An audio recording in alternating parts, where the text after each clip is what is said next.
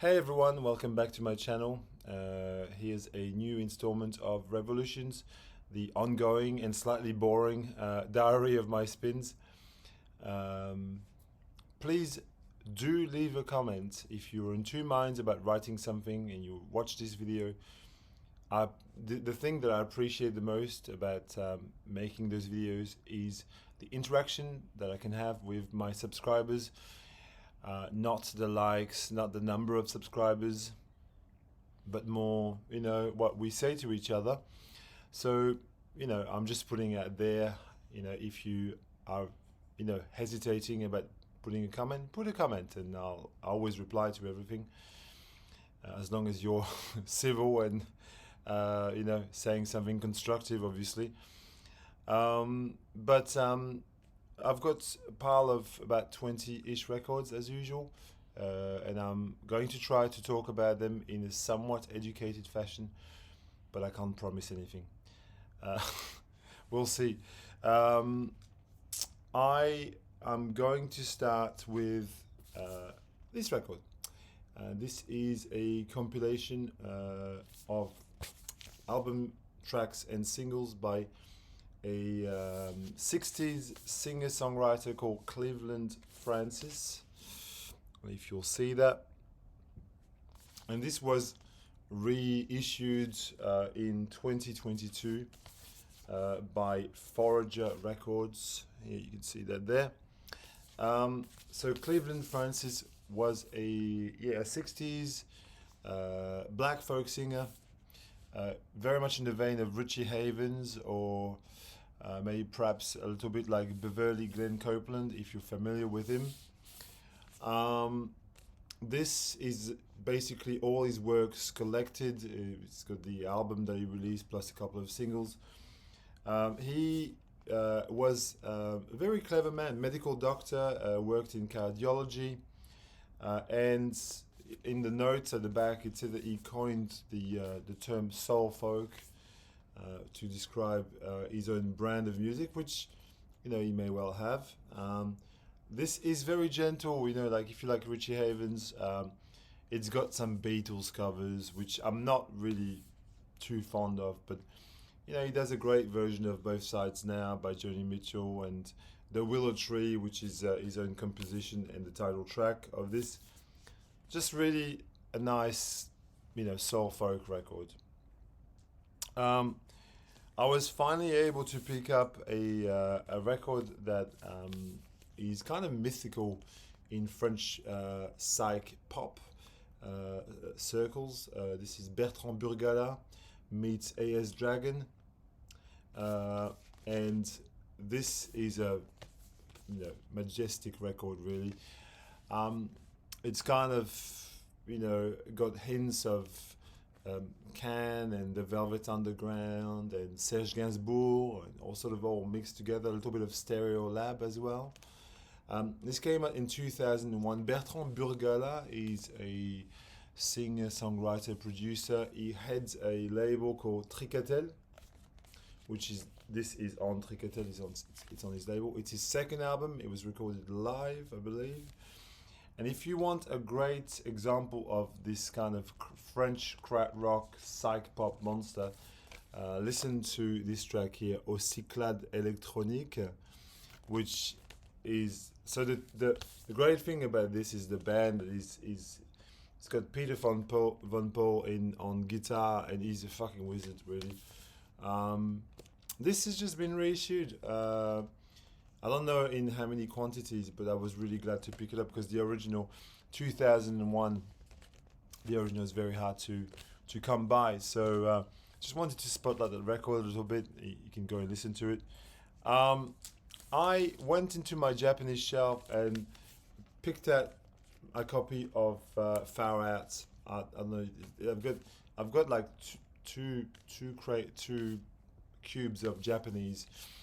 And sometimes I just go, in a section and go, oh, I haven't played this forever and ever. This is the Phoenix Reach, very unofficial and everything. Oh yeah, kick me out of the vinyl community. I don't give a shit. I I don't belong to it anyway. This is a wonderful again, it's like a mixture between Can, a little bit of Black Sabbath, a little bit of Pink Floyd, a little bit of maybe a little bit Italian prog as well. Throwing there's two tracks.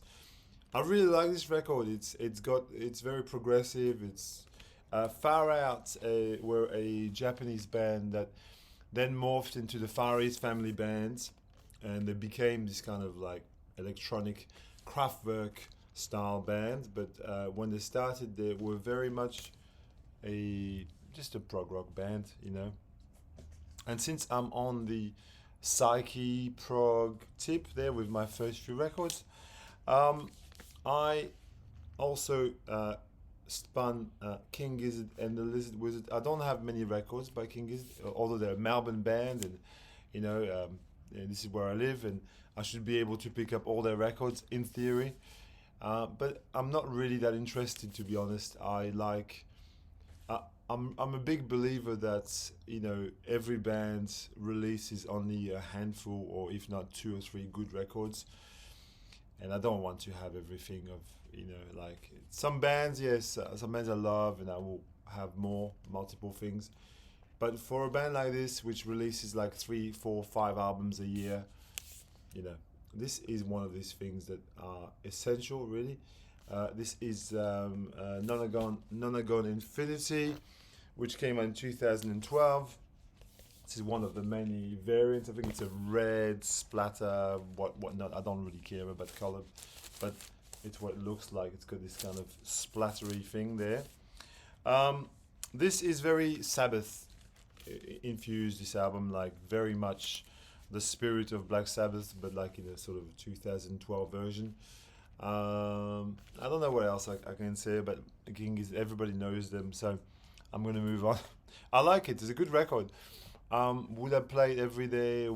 Does it, you know, does it trigger things? I'm not sure. It's good. It's good. It's, you know, it's for some occasions. Here is a fantastic post-punk. I'm going to open a sort of post-punk synth-pop bracket here. Hard pop as well. Ultravox. This is their debut album, I believe. Okay. And this was produced by Brian Eno, assisted by Steve Lillywhite. So that's already a crack team of engineers there and producers. I really love this record. I think it is Ultravox before they became an electronic act. You know, obviously he's got John Fox as the leader. They've got more of a punky energy on this record. There's a track that I absolutely love on this. It's called I Want to Be a Machine. It's the last track on side 1. It's an acoustic track. It's kind of one of these kind of tracks that you feel doesn't really belong on a record like this, but it sort of works so well. Yeah, so Ultravox first record, 1977. Gosh, 1977. It's kind of Bowie-esque, actually, that track. Very, very Bowie-esque. I'm going to give a shout out to my friend Harry, who runs a music store on High Street, Thornbury. And his store is called High on Vinyl. And he's just a good pal. I go and visit him sometimes. And last time I was there, I picked up a couple of records, interesting records, in his new arrivals bin. And I know Harry will watch this, so, you know, how's it going, mate? And I picked up the, I think, 4th album by Bebop Deluxe, Drastic Plastic, 1978, I think. This is a lovely synth pop meets glam rock, bit new wave as well, type of release.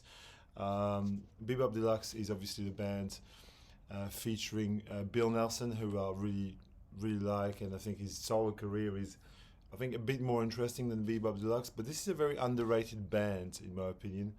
Have a listen to Surreal Estate of this. It's very, very, it's just super dynamic, you know, melodic, new wave, yeah. So I'll continue with some more sort of like, synth pop esque record. This is an absolute must have, I reckon. Gone to Earth, David Sylvian. It's David Sylvian's second solo release. It's a double album. It's an amazing piece of music, very melancholic, ethereal, nocturnal. I think it works well in the evening. Released in 1986, produced by David Sylvian and Steve Nye. I highly recommend you listen to Before the Bullfight, which is the third track there. Or Wave is also very ambient, fourth world esque, kind of, ethereal atmospheres like you could find on a Dead Can Dance record, for example. Okay, not on the same sonic path as David Sylvian, but somewhat similar in some ways, is this fantastic album by Scott Walker, Climate of a Hunter. His Return to Form record, after many years of absence, came out in 1984 on Virgin Records, and starts with the famous line, "This is how you disappear," which summarizes more or less is why he was away for so many years. And this is the beginning of Scott Walker's experimental period, which culminated with albums like Bish Bosh or The Drift, which are really, really super avant-garde and almost at times unlistenable. This is very, very listenable. Has some beautiful songs. As I said, the opener, which is called Rawhide, is a stunning song. So you get these kinds of ethereal as well atmospheres in the background. It's got a great band. Evan Parker on sax, and there's even Mark Knopfler on guitar on this. Mark Isham plays trumpets. It's very, very, very highly recommended.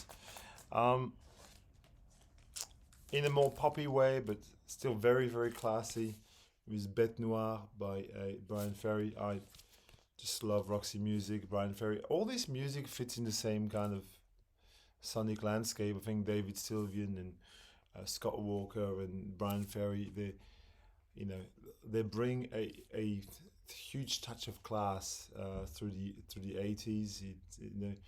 This sort of sophisti-pop, art pop, I would call it art pop really. This is a superb release. Limbo, Kiss and Tell, The Right Stuff, The Name of the Game, really not flawless, but it's a beautiful release, art pop release. I did a revisit of I think it's the second album by Echo and the Bunnymen. I think it's a very, very underrated release as well. People go for Crocodile or Ocean Rain normally. I think it's the second or third, I can't remember. You can look it up. I think the first one is Crocodiles, then I think maybe second. 1981 on Korova Records. This is simply a phenomenal post-punk tour de force. And this one takes a lot from Unknown Pleasures and Closer. It has a real Joy Division edge, this record. You can see they were very, very deeply inspired by Cold Wave.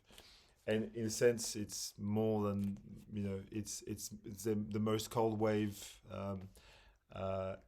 Echo and the Bunnymen have ever been. The Quatuor from Liverpool, fronted by Ian McCulloch, obviously, with his ominous kind of voice, and it works really well on Cold Wave numbers such as All My Colors, which is a track on side B, which I think you should just take a listen to and just really, it's very, very, very ethereal, and you've got these layers of, you feel like you're in a sort of a cloud of haze or something.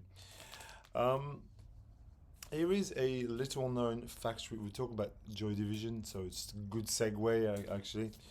Here is a fantastic factory records band, a bit under the radar, the Mini Pops. The Mini Pops, I believe, were from Holland or the Netherlands. You know, so they released, I think, just one album. I think one or two albums, not many. And this is from 1980. I want to say 81, 82 or something like that. I can't remember.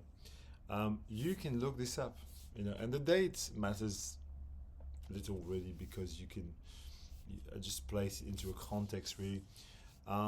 Again, we have a very sort of minimal wave, cold wave kind of set of songs. If you like the Young Marble Giants, if you like Joy Division, if you like, again, that echo in the Bunnymen record, if you like, yeah, I think the Young Marble Giants is a good point of comparison for this one, with drums though, okay? The Mini Pops, here's the, is there a, yes, there's the name of the band. There, you can see it there, on Factory Benelux. Okay, I am going to talk about some electronic records now. Here is a new release which I've been really enjoying. It's CSN Cream, and the album is called Orange. CSN Cream are a Melbourne duo made of Conrad Standish, CS, and Sam Carmel is Cream. Okay, this is an electronic glitchy, you know, beat down with a lot of textures basically, and you've got even vocals by Bridget St. John, the cult British folk singer, on one of the tracks. Would You Like a Vampire? But this is just a mix of like LED electronics, and Conrad Standish plays the bass, programs the drums, and plays a little bit of guitar. So there's a little bit of guitar, bass, and lots of synths basically. Again, you know, it has echoes of things like Aphex Twin, Boards of Canada, mixed with some a more sort of crack rocky kind of approach. It's kind of glitchy, and I love this record. It's beautiful. Not easy to find though. And the next record is a classic house record. This is Dream to Science, a 1990 release, which was re-released by Rush Hour, a lost nugget of New York City house music. Produced and played by a guy called Ben Senak, I think, Cosmo D. Just harks back to, you know, Larry Heard, you know, Chicago house, great vocal, super dynamic, super lively, danceable as shit. Really, really good record. You can get this for not very much. It's a repress. I revisited this compilation on Music from Memory. Great label, by the way. Music from Memory is a label that I really, really love. They just are so dedicated to making a good product. Their sleeves are amazing. They've got this kind of aesthetic going. Their font is uniform, and their releases, all the releases are killer. This is Outro Tempo, compiled by John Gomez, who is a Anglo-Spanish DJ. He has a killer record collection, and for this project, he's gone into his crates of Brazilian electronic music. This is electronic music from Brazil from 1978 to 1992, and it's just, I can't really quote specific tracks on this. The whole thing flows beautifully. I highly recommend this. It's really, really good. Brazilian electronic music from the 80s and 90s. Continuing with a beautiful solo piano record by Pascal Comelade, and this is called Sentimientos. It is Pascal Comlad's fourth album. Pascal Comlad is a French avant-garde artist, and here it's a very sort of Eno-esque release, solo piano. Again, I will quote people like John Hassel and maybe a little bit of Lamont Young there, if you're familiar with. It's a post-minimalism release. It's came out in 1982, and this was repressed a few years ago, and it's a numbered reissue of this wonderful. Yeah, I mean it's like an early Niels Fram record, like if Niels Fram had made record in the 1980s. And since I'm on piano, I will talk about this amazing Glenn Gould. So this is, I mean, look, it's all on the sleeve. Glenn Gould plays Beethoven's Fifth, transcribed by Franz Liszt. So you've got three geniuses basically. They're listed on this. Glenn Gould, the greatest piano interpreter of Bach, really, and you could say even of Beethoven, really, to a point. Beethoven's Fifth, the most famous composition of all time, really, basically, and Franz Liszt, obviously, amazing. This is, a great, and I got this from Harry's shop as well. Been there for I was going to say years, for months, and I'd seen this record for months. Nobody was buying it, so I got a copy of it. Here is another bizarre record I got from Harry's shop the other day. Something I knew nothing about. I'm gonna say David Earl Johnson, Skin Deep. Yeah, I was just attracted by the cover. I thought it was rather fun. The cover, it just looked strange, and the back is even stranger. So, for what I can seem to understand, David Earl Johnson is a percussionist, American percussionist, and this is a mixed bag. It goes from Latin funk to some slightly folky songs. So it just it just goes in waves. But the good songs are really incredibly good. So I would classify this as Latin jazz, Brazilian Latin jazz, but played by U.S.